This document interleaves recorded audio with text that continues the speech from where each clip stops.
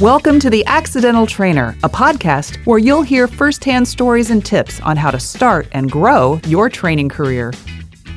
Hello, everyone, and welcome back to another episode of ATD Accidental Trainer Podcast. I'm your host, Alexandria Clapp, and today we have with us Nidhi Sachdeva. Hi, Nidhi. Hi, Alexandria. Great to be here. Yes, I'm so excited that you are here. Nidhi is an evidence-informed learning designer and educational technology specialist. And I have a very specific topic in mind to talk about with you today. I'm so excited. I want to address a really common misconception about neurodivergence and learning styles and how those get conflated together. I see it happen all the time. And I think it's really nuanced. And I think there's a reason why it happens. So I want to address the good intentions while also redirecting people to some better information. And you are our lady to help us with that. So I'm so excited. But before we do, can you tell us a little bit about your career and your origin story? What was accidental? What was purposeful? How did we get to this moment right now? Okay, well, absolutely. And thanks for mentioning that topic. I will try my best to align that when we get to it. But okay, let's talk a little bit about me. So as Alexandria said, my name is Nidhi Sachdeva, and right now I am in Toronto, Canada. And I'm excited that you met with me or we found each other, and here we are. So I'll take you folks back to a bit of my story. So when I was younger, I did want to be a doctor, but somehow when that didn't work out, despite the fact that I had good grades and everything, but I grew up in India and things can be very, very competitive. I kind of found myself, this is sort of one accidental thing for me, and there'll be another one when I share in a moment. I started learning German and I loved it. And I found myself being fluent in German without actually realizing that happened. And I was in university, and when I was thinking, what should I do with my life? And I was offered to go to Germany. This is for someone much younger in their life, and have this opportunity to go to Germany and do a teacher training. So that's how I became a teacher, not planned, but just thinking, hey, great opportunity to travel. But what I didn't realize what it would do to me for the next N number of years of my life. That's how I became an educator, a trainer, someone who stands in front of a class and thinks about instructional design, thinks about how can I communicate this message that I know and I want others to be able to learn that. So I did that for a number of years, and fast forward many years later, I moved to Toronto for not the snow actually, but for love reasons. And I've been here ever since 2007. And it's been a really fantastic journey over here because of my, deep connection with language learning, language education, and training. I ended up doing a master's in applied linguistics at a Canadian university. And that was amazing. And I continued on teaching, but this was earlier sort of beginnings of using lots of technology for education, training, instructional design, language education. So I became naturally inclined towards use of technology and how you can maximize, optimize learning. And I was doing that for a number of years, and between had kids. I think it's important to mention that I'm a mother of 3 beautiful young kids. They're still young and they keep me very busy, but super exciting as well. Keep me young, I would say, and very productive and very efficient because I need to understand how I can make sure that I have my time with them, but then I can also do the amazing things that I do in my own professional life, which is very fulfilling and comforting for me as well, just like it is to be a mom. So again, fast forward multiple number of years, I was happy teaching at a university in Canada and in Toronto. And I found myself needing a little bit more in terms of upping my knowledge, and went back to school in a very organic way, and started doing a doctoral degree at the University of Toronto. So the institute is called the Ontario Institute for Studies in Education. And I went in thinking I wanted to do language education, languages and literacies, because that's what I was doing. But there's a technology piece to it too. But here's my other accidental finding. We all know what happened. I started in 2019, and we all know what happened in 2020. So we do not need to mention that. But that technology thing just picked up, and education changed, learning changed, or we had to pivot so fast. I did too. My kids did too. And so did my interest in what I wanted to do in my doctoral degree. So I was thinking about language education, but I felt I needed to have a much longer runway with all the things that I'd been learning. So I moved it a little bit more to instructional design, curriculum, pedagogy, thinking about more learning science. And around this time, this is my second accidental sort of thing, I came across a book through a professor of mine who said, here's a book, take a look at it and see what you think. And it's a book called How Learning Happens by two of my favorite authors, Paul Kirshner and Carl Hendrick. They're dear friends, as well as I am so much in awe of what they have done for the field, for educators, and bringing research closer into the instructional practice. And I'll tell you why my professor recommended that book to me, because I wanted to do something that was not so commonly discussed in academia. I wanted to explore role of micro-learning in higher education. Now, if you have an idea what higher education, formal higher education looks like, if it's not complicated enough, it's not academic enough. But I was taking it from a different angle. I said, I want to see if micro-learning works, because what I'm learning about learning science, there's a lot of transferability, and so I had to fight my way through it. So when I held that book in my hand, I picked 5 topics from it, and I made these 5 micro-learning videos. And that was sort of completely accidental. And it kind of became a transformative moment for me. Watching my own videos after I had read through those chapters, and these chapters were on cognitive load theory, dual coding theory. I think some of it we're going to also talk about it in our chat today, or things like explicit instruction, science of reading. Basically, there were science of reading, science of learning topics. When I was going through that and I watched my own videos that I created, it was this transformative moment. And I knew in that moment that I think I needed to do more with the science of learning component. So I just kept going with it. And what I'm doing now is I've completed my doctoral degree. Yay, that's awesome. 3 kids and a 4th kid being my PhD, I would say.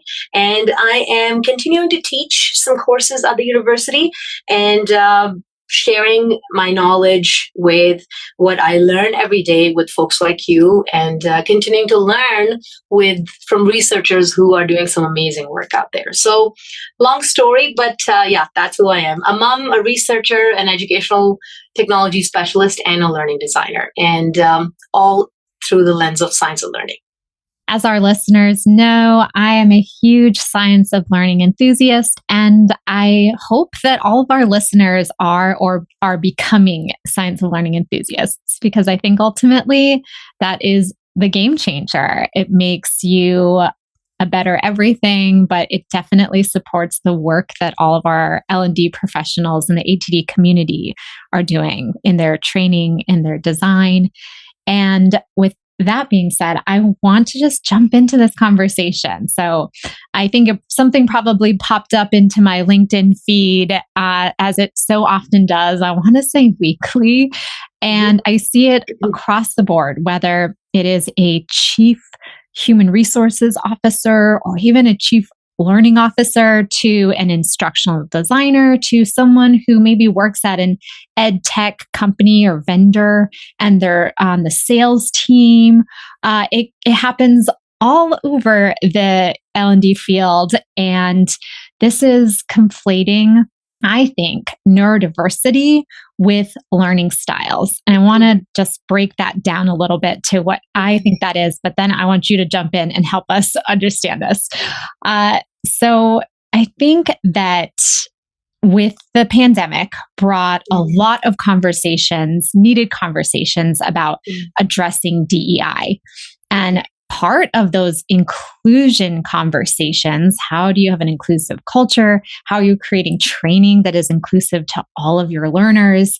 Is the neurodiversity piece, that we have learners that have different abilities. And that is a great intention. I love that. I think it's being mistaken or mixed up with the concept of learning styles. So I want to pass it over to you. Like, I know this is so broad. We could really talk about this for a while.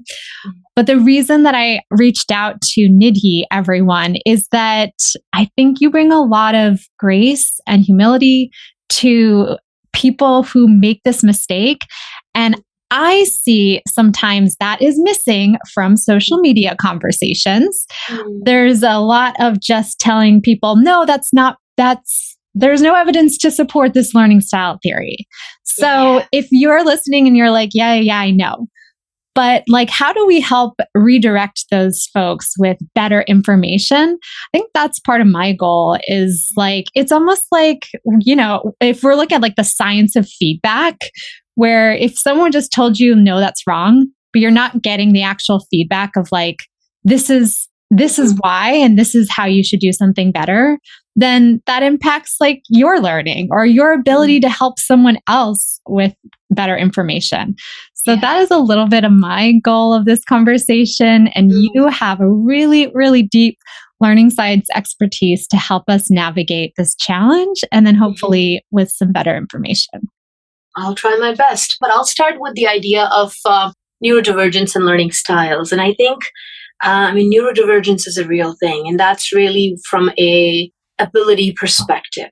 Learning styles is true that there is no evidence for it, and it can be often seen as a way out of when we do things while we're designing instructions. So if you see things like when people say a video is good because it will be better for people who are visual learners, or let's do it this way because it's going to help one of our, kinesthetic learners. So learning styles kind of offers that way out to explain something. And I think neurodiversity is so much more deeper than that, and we're still trying to make sense of it. We need to absolutely be inclusive with people's abilities when we're designing instruction. And really, the pandemic was just such a wake-up call that it was just not okay to do that. But you talk about how sometimes designing instruction in alignment with neurodiversity can be seen as a justification for learning styles. I see that too.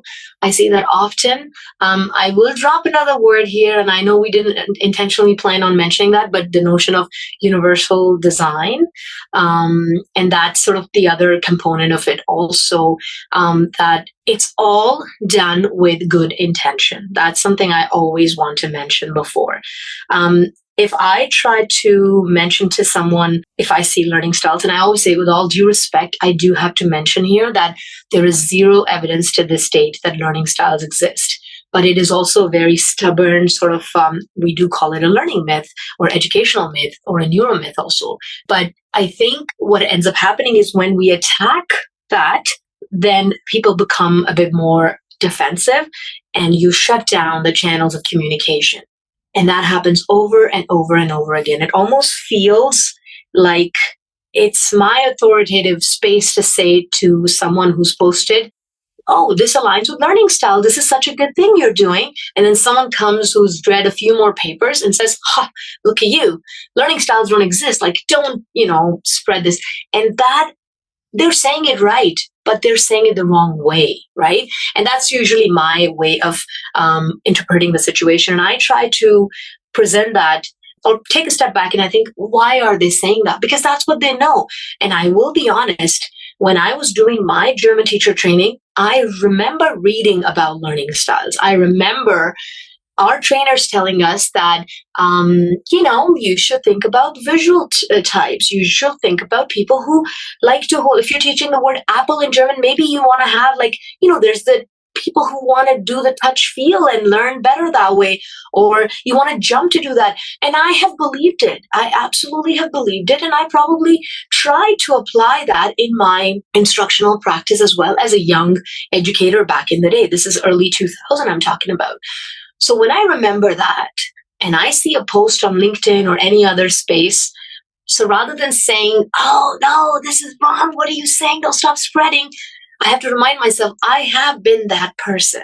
It's just that I'm not that person anymore because I had the privilege, I had the good fortune to come across some amazing learning scientists in the field, cognitive scientists in the field, to get to know their work, to read that work. I had the fortune to go to a top class university to do a doctoral degree to understand all these things. This person may be much early in that journey. So then I see myself in there and I just say, you know what? I have believed it too. You're not alone in it, but now we know that there is zero evidence, right? So I think whatever happens is often a good idea to think that they're not doing it with a bad intention. They're doing it with a good intention. Yeah, it's wrong, but I think we could change. So there's two parts to it, right? One is the way you communicate this idea to someone. Now, the second thing is we do need to dispel that myth. We do need to talk about learning styles are not real. Again, remember how you say it, because when we are aligning instruction, that does seem like we're matching with different learning styles. We're not really doing it for different learning styles. We're really doing it because that's how the human brain learns, right? At this point, I'll slightly jump into this notion of dual coding theory, right? So dual coding theory tells us, it was from the 1960s, Alan Pavio, actually a Canadian psychologist who developed the theory. And I think it's a beautiful theory, came out so early and has given us so much that we apply in our multimedia design today. What it says is that human brain is got the power to process information simultaneously from two different channels, visual and auditory, or if I said it differently, verbal and nonverbal. So verbal would be language, text, things like that, right? You see things on the screen or somebody speaking to you, that's language. And then there's imagery or the nonverbal text like smells or visuals. So it makes sense that we would use a visual with a word, because Alan Pavio told us that when we do that, then we are making learning more available to every human brain, not just to a specific learning style. And it also helps folks with neurodiversity, right? But of course, there's more we can do when we're talking about neurodiversity. As I said, I started by saying that there are different things. One is really about abilities, and styles is a bit of an idea that we think exists, but it really doesn't, because we're all, as we call it, multimodal learners. And we all like things coming to us that satisfy those two channels. Yeah. Well, I like how you're differentiating these. Again, I can't stress how important I think it is. When you're talking about that styles piece, I've seen, we were talking about Daniel Willingham before and our appreciation for him. I've seen him describe this as the how that you do something. And again, there's nuance here. If ability is, can you do it? And the styles piece is, how are you doing the thing that you're learning? Then there's the added layer is the preferences piece. Like I think so many people like identify with this, like, oh, I prefer to do something by reading it or listening to it. And if that were the case, it would be very easy to like create a study to show that, but there's just no studies that show that right now. So I think like Will Thalheimer has like a lump sum reward if you create a study that shows that and are able to like disprove, like, then that would be really cool. But right now, there's no evidence that has been shown in a study to support this theory. I'll just add one more thing. It's so interesting. So because we're saying learning styles don't exist, it's actually really hard to prove a negative. You can't prove something that doesn't exist. That's why there's not, so it's like what we often say is that there is no evidence that they exist, but still it continues because we also cannot prove that they don't exist, but you can't prove something that doesn't exist. And that's a big challenge with a lot of the research. So we just have to keep emphasizing this idea. You also talked about preference. People can have a different preference of how they do it, but we have seen ample research now that when you design instruction aligned with how the human brain learns, John Sweller calls it the human cognitive architecture. I think nobody says it better than he does. John Sweller is the creator and developer of cognitive theory from Australia. And when you design instruction that is aligned with human cognitive architecture, or in other words, how the human brain works, so a few things like think about working memory, think about our limitations, think about what we know, think about the dual coding theory, which is the two channels, then we design instruction that aligns for a huge percentage of people that can learn under those normal situations, right? Our preferences will naturally get sort of satisfied. Again, I'll go back to Paul Kirshner. He also says it. He says, it makes sense that we want to sometimes believe in this idea of learning styles because we do have certain preferences. Like, I like, I don't know, zucchini, and maybe you like squash more or cabbage more. And so it kind of this natural inclination that as humans, we say we have different preferences. So, and as such, we may also learn differently, but the human brain doesn't work like that. And that we can say because we have a lot of evidence. You cannot contest information processing model, which is working memory, sensory memory, working memory, long-term memory. We cannot question or contest cognitive theory. We cannot contest dual coding theory because that has been tested and proven over and over again.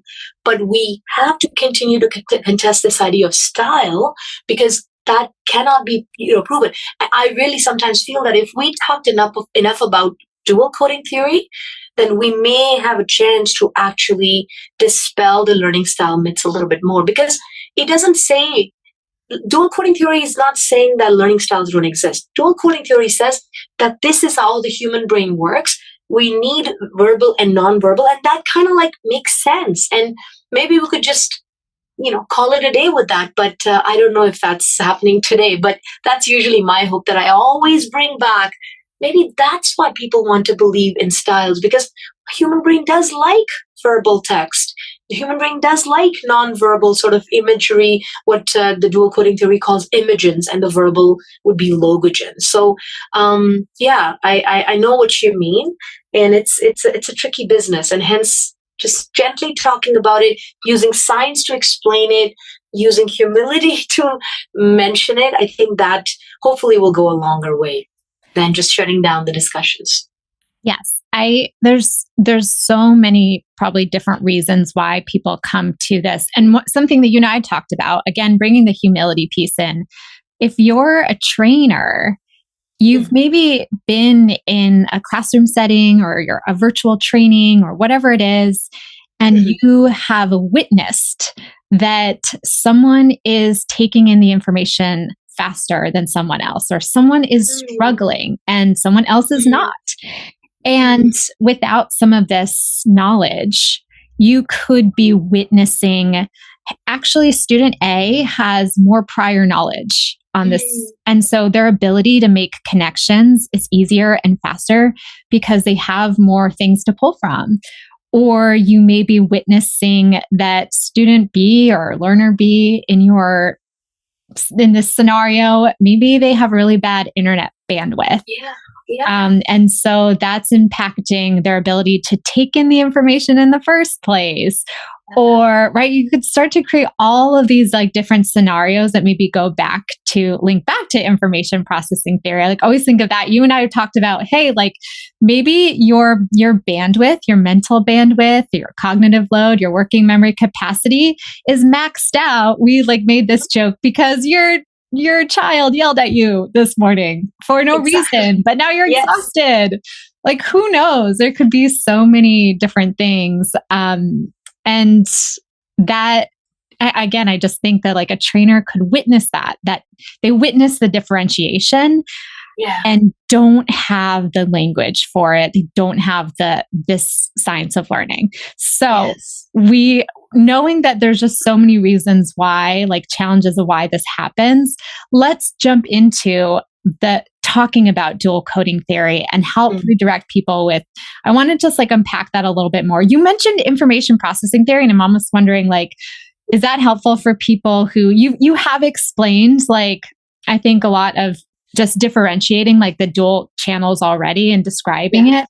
But I know just describing it in different ways and like create an example for us to walk through will be helpful again for either reframing someone's like point of view of thinking right now, or to help like spread the word and help redirect someone else who makes this misconception mistake. Sure, I can do that. And I just want to say that you said something so important right now, which was this idea of prior knowledge and a learner's background knowledge. But in a training or in a classroom or in a university setting, and you said it beautifully, where they may not have the right language, so it makes it easier just to say, oh, you know what? It made sense to them. And even students can actually point it sometimes why they're able to understand that better. Yes. Or learners can't do that. They just get it. And then they say, oh, but that's because I'm a visual learner. The picture was really, really useful, right? And then it just continues this discussion. But really what was happening was that your participant A had already worked in that space and that field and had read a few things and a few articles or books or whatever about it. And their brain could encode what was being taught so much faster, encode and decode so much faster than someone for who it was brand new. And now if that particular training happened to be more heavy on words and less on visuals, then it's nothing can stop from that learner and that coach perhaps to say, oh yeah, you're a visual learner and I think this lesson was not aligned for your learning style. Meanwhile, the answer lies in our deeper understanding of the science of learning. Prior knowledge is a huge component in the science of learning. What you know is the biggest predictor, biggest indicator of what you're going to learn, right? And that is something that David Ausubel said, that, the biggest indicator, I'm paraphrasing, these are not exact words, I shouldn't memorize them because they're beautiful words. David Ausubel, who created the science around advanced organizers, right? So basically giving the learner an idea about what's to happen and sort of getting their brain primed for that. But what you already know is going to define what you're going to know. So your prior knowledge is the foundation. That is a much better explanation. But without a decent, not even deep, a decent understanding of science of learning, many people may not be able to connect that. And that actually is the variance there. Not so much the style or the preference, but it happens in younger kids, kids in a class. It happens in a university classroom. It happens in a employee training session. Some know more, they learn faster. Some know less, they take longer, and they need a different kind of support. But that support is not necessarily from, okay, let me give you more video because you're a visual learner. No, the video is going to fill the gap of the prior knowledge that they don't have, right? So I just wanted to mention that because you said it so beautifully, and I just wanted to make sure that you and I kind of, using the power of repetition, that people can see that it's a common mistake we all made. So we don't need to be so hard on ourselves. And it's not like we learn science of learning in schools often. Sadly, so we don't. We should be doing that in our teacher education programs, and it's not very, present still. I'm trying to work on it and change that with my baby steps. It's not that evident in instructional design education. So it's not a common knowledge, but I think an effort like this podcast, you're really trying an amazing you're putting an amazing step forward there. So you mentioned students, which is a great point, whether it's students in a classroom, whether it's your learners, your employees in a training in a workplace setting, whatever word works for you. It just made me think of like how this can run rampant, because you as a student, maybe you say, okay, so I prefer this thing. And maybe you're tapping into that person as someone who is like in a focus group, and you're using them to build learner personas. So it can have these like negative consequences or connotations. But I wanted to go back to, maybe I'm jumping around, and we'll put a pin on this and then come back to it. But it just made me think of, again, when we're sort of addressing the challenges and the variances. So there might be the things like me, myself as a learner, my learning ability, my prior knowledge, all that. But there's other factors that could be like my physical location, or the type of work I do. Maybe I am a frontline worker and I don't sit at a desk. And I think this comes up in this conversation as well. Well, maybe I'm creating things to capture like learners who are going to be in physical. So I know it's like adding another layer, but I want to sort of weave that in because, again, maybe you have like the perspective of how to address that, but in the context, the science of learning, like perspective of what your advice would be in those situations when there may be that type of variability for your learners. Like right now, we're having a conversation remotely. We're able to be in two different places, and a lot of organizations are doing that now. They're creating learning experiences and trainings for hybrid workforces. So there's, like you said, like the technology piece is certainly going to play a part in this learning puzzle as well. I'll start by saying that, learning is a very complex process. Of course, it's not a product, it's a process. It's this process of change. And, there's a cognitive definition of learning, which basically means learning is a change in one's long-term memory. But then there's the other definitions, but all of these definitions reflect some kind of change. Now, learning gets impacted, of course, from the lens of science of learning, if we look at what you already know, but then there's learning gets impacted by how much noise do I have in my apartment or my house right now? Or did I have breakfast this morning? Or am I emotionally sad because something's happened back home? And that's also on my mind. So my focus is a little bit diverted, right? So learning is being impacted by so many things. And of course, when the pandemic happened, there were parts of the world that had the bandwidth to run Zoom lessons. So yeah, we felt challenged, but still lectures moved on and training happened and coaching happened. But there were parts of the world where I know younger students were receiving their lectures on a WhatsApp message, which was pre-recorded, and it took a long time for it to download. And that kind of learning happened too. And so all learning is not equal, and everybody's circumstances do play a huge role. We can put as much as possible the science of learning as much as, as long as we're talking about the design of instruction. So if you think about it, science of learning really informs how you design instruction. You cannot change the circumstances of the person, right? Emotional issues, bandwidth issues. But what you can do is think about what is it that you're going to be designing instruction for. And that's where you put the lens of science of learning.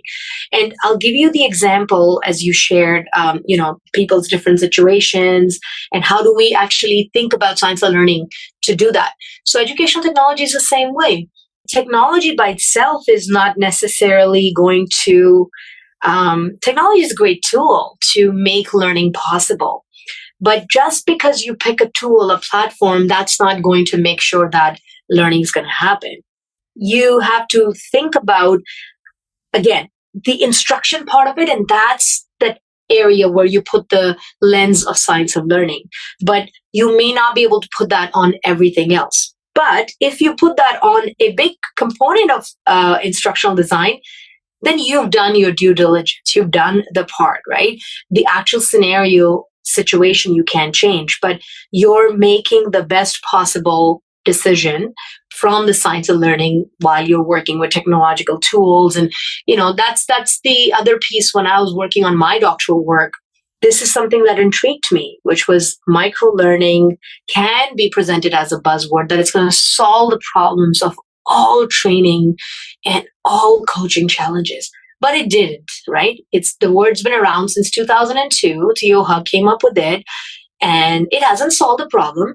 But if it could really by itself, then it should have. No, it's because It's only as good as you make it. And you have only control over the design part of it, right? So when you design instruction, and you have no control what kind of phone somebody's going to be using. You have no control if they have the internet in the moment, but you have control over the final sort of the messaging that's going to align, reach in their device, so to say. So I may be slightly going on a tangent here, but I will kind of bring it back by saying that sadly, so science and learning can be the answer for a lot of things, but it can change the scenario, which also does impact one's learning experience, right? But science and learning can kind of address a really, really big part of it. Does that make sense? Yeah.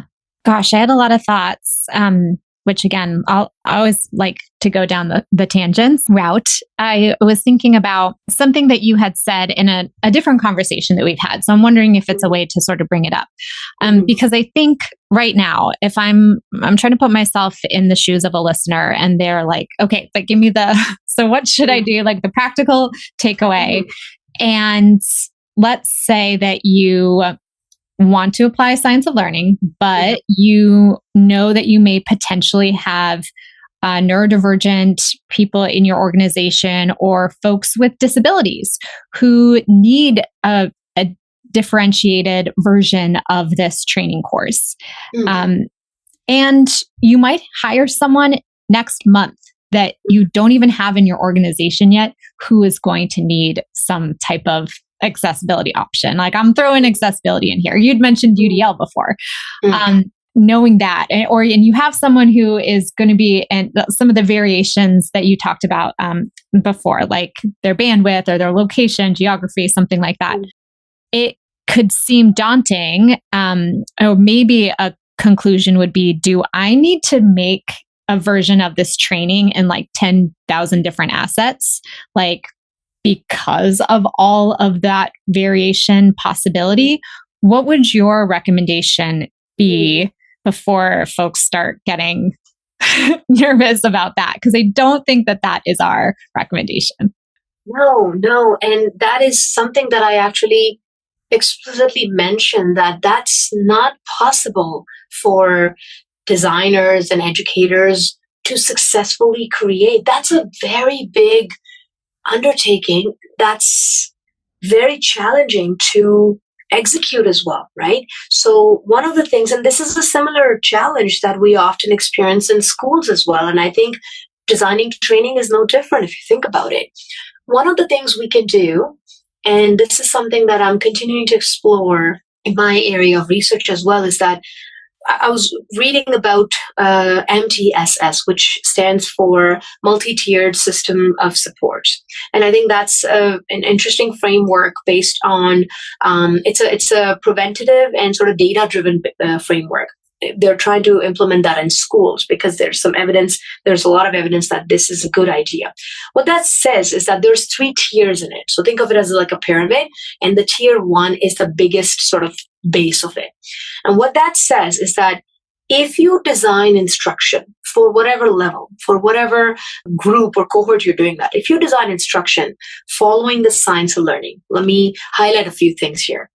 Clear instruction, following cognitive load theory. Don't overwhelm your learner, whichever level that is. If you think they'll need some background knowledge, do you have the terminology pre-explained or not? So think about those things. So this is not specific for someone with a certain ability or not. This is applicable to everybody. So think again, going back to the tier 1, which is your thickest, biggest part of your pyramid. According to that, it says that if you think about some of these things that are evidence informed within the our knowledge of science of learning, then you are casting a wide enough net that you'll catch 80 or so % of your learners, right?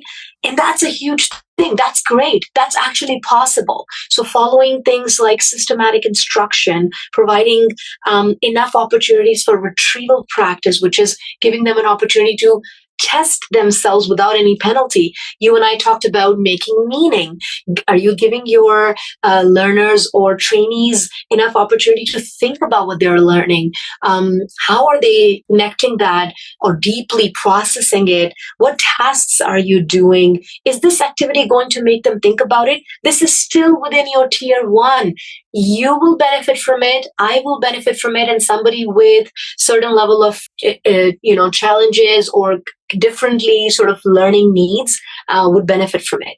You cast that network wide, you get 80%. Then you have tier 2 and tier 3 in the MTSS system, which basically says that, okay, there'll be some folks who still didn't catch that, and that's normal.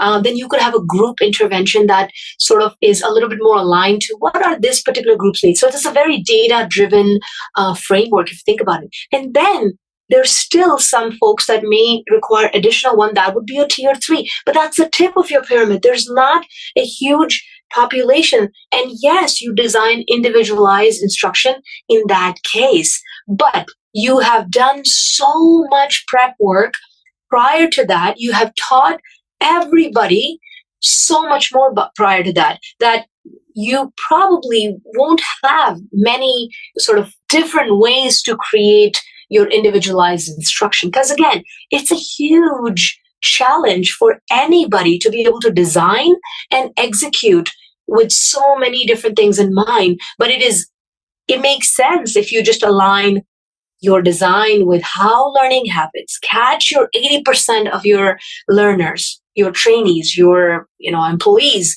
to understand that, and then look at the data. Where are the gaps? What kind of instruction they would need? And then you can design based on that. So I don't actually think that's fair of our industry to ask the instructional designers to be so differentiated in their instructional design, because it's not possible to do. What is possible is to understand how learning happens.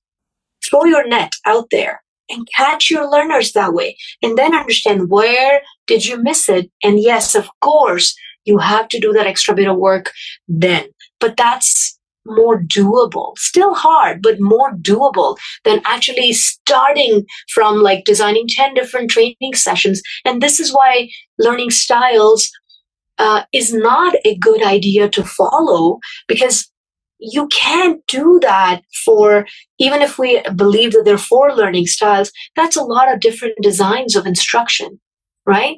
It's not necessary to do, because it's not going to be efficient enough. It is not efficient enough. You could do things so much more differently if you followed, the cognitive science, basically. That's sort of my take on that. So I hope that I explained that. Yeah, that was beautiful. I think you gave folks some specific ideas of what they can do.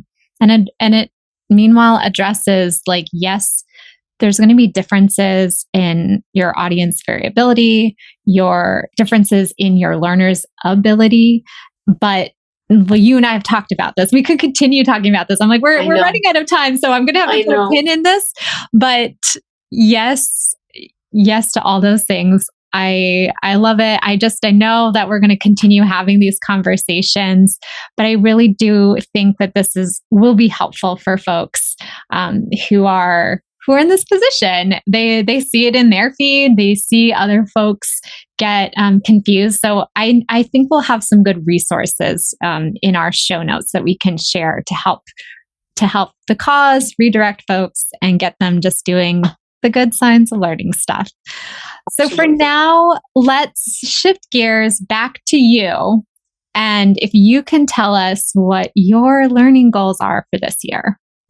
Okay, so my learning goals are continuing to read the more recent educational research. And this is something that you and I spoke earlier. We discussed earlier, and I said, science is ever evolving, and I'm open to that, right?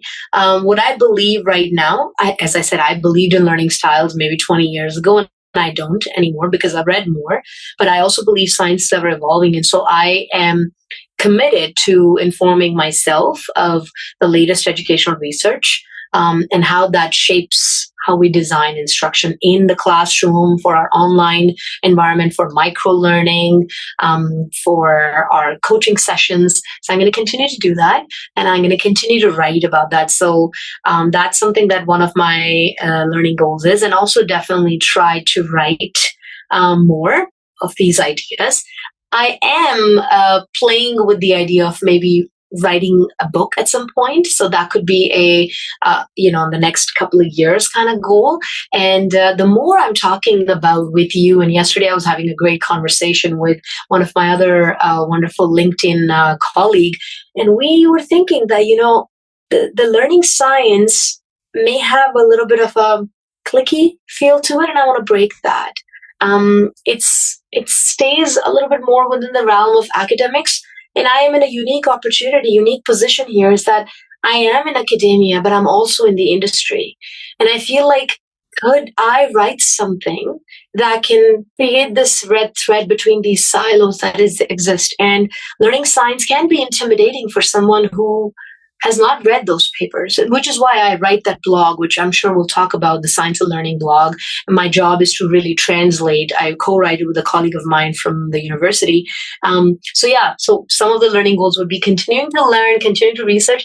But I think a bigger goal is to make learning science a little bit more accessible for folks who don't think that it doesn't belong to them, because it does. If you're in the learning and development industry, I think learning science is as much as yours as it is of any cognitive scientist.